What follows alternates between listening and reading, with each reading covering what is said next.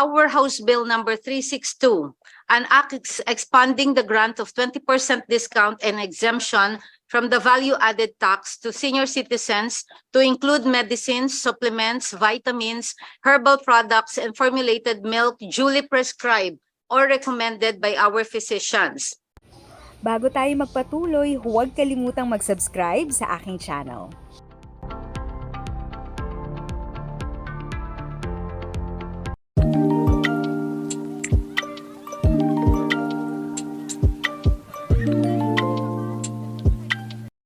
Magandang araw sa ating mga viewers at senior citizen. This is Tita Eda. Good news sa ating mga senior citizen. Kamakailan ay nagkaroon ng live session sa Kongreso tungkol sa dagdag benepisyo para sa ating mga senior citizen. Ano ang benepisyong ito? Ito ay tungkol sa 20% discount para sa gamot ng ating mga Lolo'T Lola. Ang live session na ito ay pinangunahan ni Representative Ordonez. At ito ay aprobado na sa Kamara. Pero alam naman po natin na hanggang third reading ang approval ang kailangan at pirma ng ating presidente para maging ganap na batas ito. Ang maganda ay may pag-usad na nagaganap sa batas na ito. Ating pakinggan ang naging usapin tungkol dito. We now come to the second part of our hearing on the measures in providing discounts and VAT exemption to senior citizens on purchases, utilities, medicines, supplements, toll fees, and traffic fines. May we request a few words from some of our authors to deliver their sponsorship speech. Okay. Mr. Chair? Yes, Congresswoman Pagsino. Yeah. I would like to say hello, good afternoon po, Mr. Chair, to our colleagues and to our resource people. For our House Bill number 362, an act expanding the grant of 20% discount and exemption from the value-added tax to senior citizens to include medicines, supplements, vitamins, herbal products, and formulated milk duly prescribed or recommended by our physicians. Senior citizens are important members of our society. They are a source of knowledge drawn from experience and passed on to generations after them. But most importantly, their contributions to the society during their youth and vigor should always be remembered and recognized. However, in the twilight of their lives, many of them are left to fend for themselves with very little life savings and pension that go mostly for their personal expenses and medical needs. They even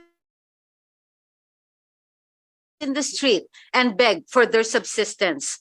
Our Constitution mandates the family to take care of their elderly members and the government to do so through programs of social security.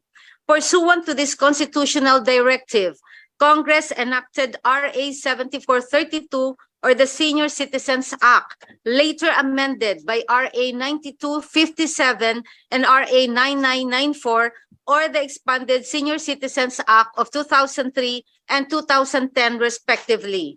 In this succession of laws, a 20% discount on certain goods and services, such as medicines, and an additional 12% VAT exemption are granted to senior citizens.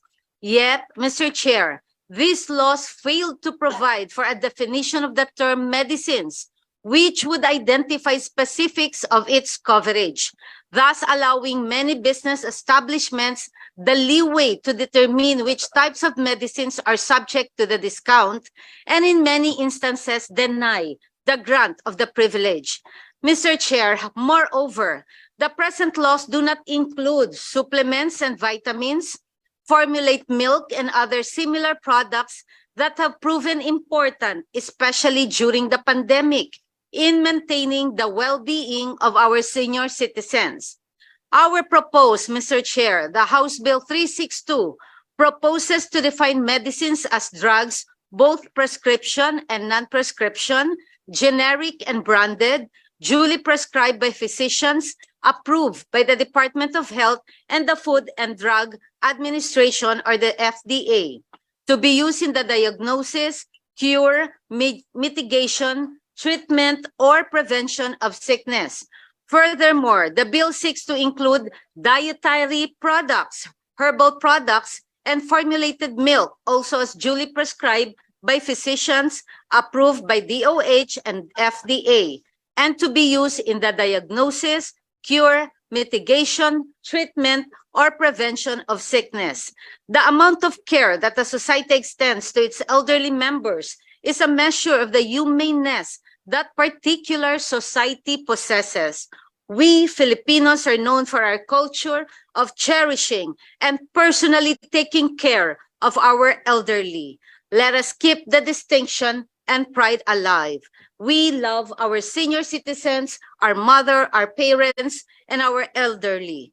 For the foregoing reasons, I respectfully request, Mr. Chair, my esteemed colleagues, for the approval of my House Bill 362, authored by this humble representation. Thank you so much from the OFW party list, Mr. Chair. Approve. Di po ba we can move for the approval of the bills po before moving on, Mr. Chair? Thank you po, Mr. Chair. Na-approve na po. Nag-second the motion na. Okay, thank you po. Salamat.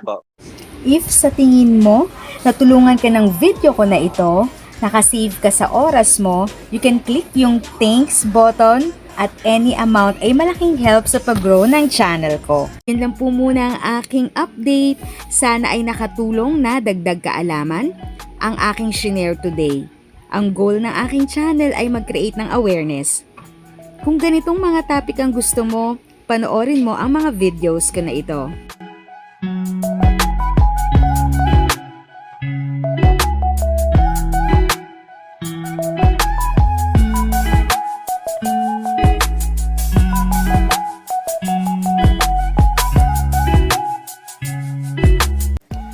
Thanks for watching! Kung may kapamilya, kaibigan o kakilala sa tingin mo ay magiging interesado sa video, please share or tag sila sa comment section. At syempre, if nagustuhan mo ang video, i-like mo na ito at subscribe ka na din.